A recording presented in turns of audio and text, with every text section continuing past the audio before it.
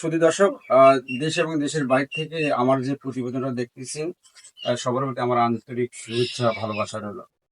আমি এমন এক জায়গা থেকে ভিডিও করতেছি, এক গরিব অসহায় মায়ের। এই জায়গাটার নাম আমি বলতেছি দিনাজপুর ডিস্ট্রিক্ট ঘোড়াঘাট থানা, পাঁচশাহ মৌজা।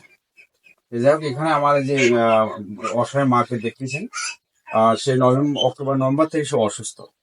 এই যাই হোক, অসুস্থ হওয়ার পরে ডাক্তারকে দেখানোর পর দেখা গেল যে তাকে জরায়ুতে টিউমার। সেটা বিভিন্নভাবে প্রাথমিক চিকিৎসা করা হয়েছে কিছুদিন। ছেলের মুখে যেটা শোনা হলো, উনি ছেলেকে দেখো, উনি আমার ছেলে। উনি সামান্য ভ্যান চালিয়ে তার ফ্যামিলি চালায় এবং তার মার চিকিৎসা চালায়। এমন তো অবস্থায় সে অপারক হয়ে গেছে, বাধ্য হয়ে আমার শরণাপন্ন হয়েছে। তো যাই হোক, উনি কি কি চিকিৎসা দিয়েছে এবং কাগজ কি কোন ডাক্তার, সেটা আমি পরবর্তীতে জানাচ্ছি। তো এই যে অক্টোবর-নভেম্বর থেকে যে বৃদ্ধ মা অসুস্থ, ডাক্তারের পরামর্শক্রমে প্রাথমিক ট্রিটমেন্ট করার পরে সে সুস্থ হয়নি। না হওয়ার পর তাকে অপারেশন করানো হয়েছে। তাতেও 50,000 টাকা খরচ গেছে। তো এখন মূল কথা হলো কি যে এই অসময়ের ছেলের বক্তব্য যে এখনো থেরাপি করতে হবে কন্টিনিউ, তাতে প্রায় 1 লক্ষ টাকা আনুমানিক লাগে। তো যে এটা হলো ক্যান্সার, রোগটার নাম হলো ক্যান্সার।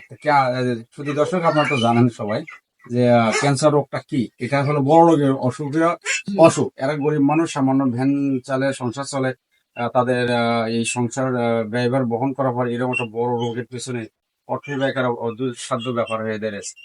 তাই শুধু দর্শক, এই দেশ এবং দেশের বাইরে থেকে যারা এই ভিডিও দেখতেছেন, এটা আমারও একটা ছোট চ্যানেল। আমারও এমন কোনো শক্তি সামর্থ্য নাই যে তার পাশে দাঁড়াবো।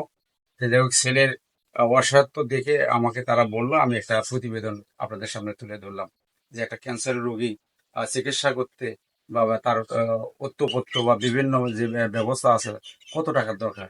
এই অসহায় ছেলে এবং এই অসহায় মায়ের কথা চিন্তা ভাবনা করে প্রতিবেদনটা আমি দেশ এবং দেশের বাইরে সবার কাছে তুলে ধরলাম। যদি আপনাদের কারো এই প্রতিবেদনটি দেখে দয়া হয়, মায়া হয়, তাহলে আমার ডিসক্রিপশনে নাম্বার দেওয়া থাকবে, এই নাম্বারে যোগাযোগ করে যদি একটু দানের হাত বা সাহায্যের হাত বাড়িয়ে দেন, তাহলে এই অসহায় মাটা চিকিৎসা তার ছেলে করাতে পারবে। দেখি তোমার কি ডাক্তার কি কি লিখলো দেখি। আচ্ছা, ডক্টর ফার্মিকা সেলিম নীলা, এটা হলো মহিলা ডাক্তার না? আচ্ছা, ঠিক আছে। শুধু দর্শক, এই যে উনি আমাকে প্রেসক্রিপশন গুলো দেখাচ্ছে, কি কি ওষুধ খাওয়াইছে। এই যে দেখেন, ডক্টর নাহিদ হাসান এবং একটা মহিলা ডাক্তারও আছে এই প্রেসক্রিপশন গুলো। আর এই যে প্রেসক্রিপশন, এই ট্রিটমেন্ট গুলা তারা করছে। আবার বিভিন্ন ভাবে পরামর্শ দিয়েছে থেরাপি করার জন্য। এই যে উনি তার ছেলে আমাকে প্রেসক্রিপশন করে দেখালো, আপনারা দেখেন, বিবেচনা করে যদি সম্ভব হয় এই গরিব মায়ের পিছনে আপনারা সহযোগিতার হাত বাড়িয়ে দিতে পারেন। যাই হোক, আমি আচ্ছা ঠিক আছে বাবা, আমি দেখলাম, দর্শক আপনার ফাইলটা দেখলো এবং প্রেসক্রিপশন গুলো দেখলো।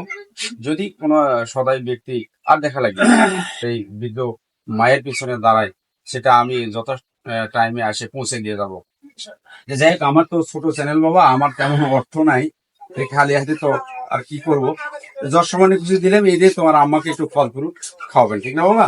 এদিকে আসো, তোমার আম্মার হাতেই দিই আমি।